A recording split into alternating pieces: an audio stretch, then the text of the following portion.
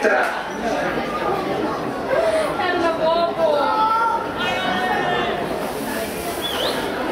Partita la quinta serie, la serie dei 2 minuti.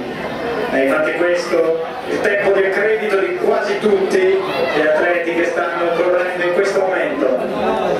Vediamo il passaggio ai 200 metri. Il cronometro segna infatti 28-29 secondi, quindi un parziale che può prevedere una gara da concludersi in circa 2 minuti.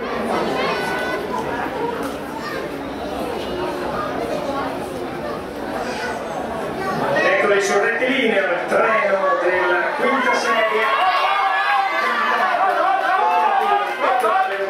l'86, si tratta di Martina Rungarder.